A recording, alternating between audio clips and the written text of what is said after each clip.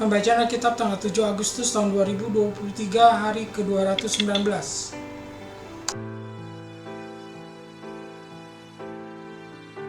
Ulangan pasal 8. Bersyukur kepada Allah karena kebaikan-Nya.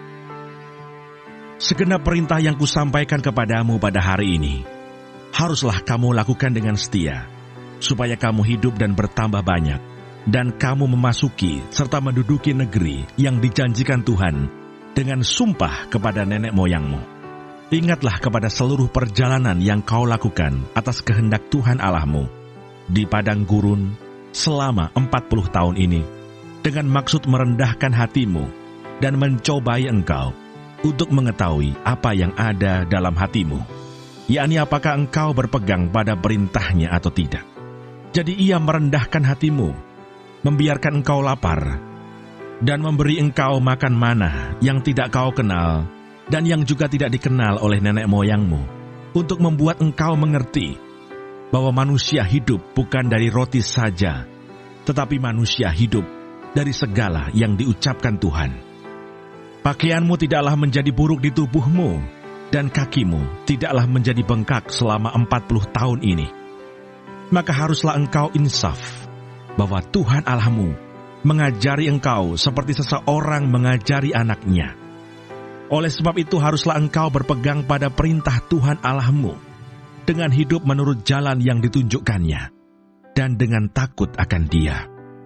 Sebab Tuhan Allahmu membawa engkau masuk ke dalam negeri yang baik, suatu negeri dengan sungai, mata air, dan danau, yang keluar dari lembah-lembah dan gunung-gunung. Suatu negeri dengan gandum dan jelainya, dengan pohon anggur, pohon ara, dan pohon delimanya. Suatu negeri dengan pohon zaitun dan madunya. Suatu negeri di mana engkau akan makan roti dengan tidak usah berhemat, di mana engkau tidak akan kekurangan apapun. Suatu negeri yang batunya mengandung besi, dan dari gunungnya akan kau gali tembaga. Dan engkau akan makan dan akan kenyang.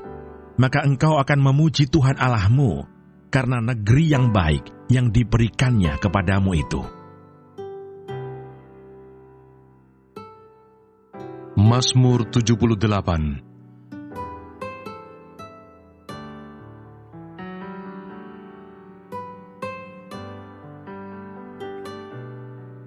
Pelajaran dari sejarah. Nyanyian pengajaran Asaf. Pasanglah telinga untuk pengajaranku, hai bangsaku. Sendengkanlah telingamu kepada ucapan mulutku. Aku mau membuka mulut mengatakan amsal. Aku mau mengucapkan teka-teki dari zaman purbakala, yang telah kami dengar dan kami ketahui, dan yang diceritakan kepada kami oleh nenek moyang kami. Kami tidak hendak sembunyikan kepada anak-anak mereka, tetapi kami akan ceritakan kepada angkatan yang kemudian, puji-pujian kepada Tuhan dan kekuatannya, dan perbuatan-perbuatan ajaib yang telah dilakukannya. Telah ditetapkannya peringatan di Yakub, dan hukum Taurat diberinya di Israel. Nenek moyang kita diperintahkannya untuk memperkenalkannya kepada anak-anak mereka, supaya dikenal oleh angkatan yang kemudian, supaya anak-anak yang akan lahir kelak bangun dan menceritakannya kepada anak-anak mereka, supaya mereka menaruh kepercayaan kepada Allah dan tidak melupakan perbuatan-perbuatan Allah, tetapi memegang perintah-perintahnya. Dan jangan seperti nenek moyang mereka, angkatan pendurhaka dan pemberontak, angkatan yang tidak tetap hatinya dan tidak setia jiwanya kepada Allah. Tetapi mereka terus berbuat dosa terhadap Dia, dengan memberontak terhadap Yang Maha Tinggi di padang kering. Mereka mencobai Allah dalam hati mereka, dengan meminta makanan menuruti nafsu mereka. Mereka berkata terhadap Allah, "Sanggupkah Allah menyajikan hidangan di padang gurun? Memang Ia memukul gunung batu, sehingga terpancar air dan membanjir sungai-sungai. Tetapi sanggupkah Ia memberikan roti juga, atau menyediakan daging bagi umatnya?" Sebab itu, ketika mendengar hal itu, Tuhan gemas. Api menyala menimpa Yakub, bahkan murka bergejolak menimpa Israel, sebab mereka tidak percaya kepada Allah dan tidak yakin akan keselamatan daripadanya. Maka ia memerintahkan awan-awan dari atas, membuka pintu-pintu langit, menurunkan kepada mereka hujan mana untuk dimakan, dan memberikan kepada mereka gandum dari langit. Setiap orang telah makan roti malaikat.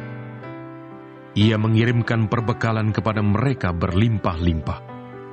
Ia telah menghembuskan angin timur di langit dan menggiring angin selatan dengan kekuatannya. Ia menurunkan kepada mereka hujan daging seperti debu banyaknya, dan hujan burung-burung bersayap seperti pasir laut. Ia menjatuhkannya ke tengah perkemahan mereka, sekeliling tempat kediaman itu.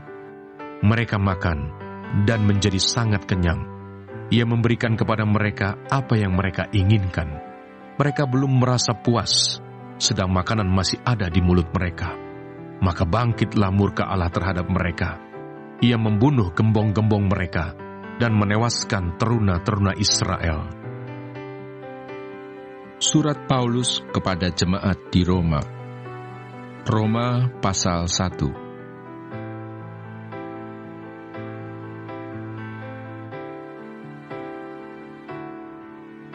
Paulus ingin ke Roma. Pertama-tama aku mengucap syukur kepada Allahku oleh Yesus Kristus atas kamu sekalian, sebab telah tersiar kabar tentang imanmu di seluruh dunia, karena Allah yang kulayani dengan segenap hatiku dalam pemberitaan Injil anaknya adalah saksiku bahwa dalam doaku aku selalu mengingat kamu. Aku berdoa semoga dengan kehendak Allah aku akhirnya beroleh kesempatan untuk mengunjungi kamu, sebab aku ingin melihat kamu untuk memberikan karunia rohani kepadamu, guna menguatkan kamu, yaitu supaya aku ada di antara kamu dan turut terhibur oleh iman kita bersama, baik oleh imanmu maupun oleh imanku. Saudara-saudara, aku mau supaya kamu mengetahui bahwa aku telah sering berniat untuk datang kepadamu, tetapi hingga kini selalu aku terhalang, agar di tengah-tengahmu aku menemukan buah, seperti juga di tengah-tengah bangsa bukan Yahudi yang lain. Aku berhutang baik kepada orang Yunani maupun kepada orang bukan Yunani, baik kepada orang terpelajar maupun kepada orang tidak terpelajar. Itulah sebabnya aku ingin untuk memberitakan Injil kepada kamu juga yang diam di Roma.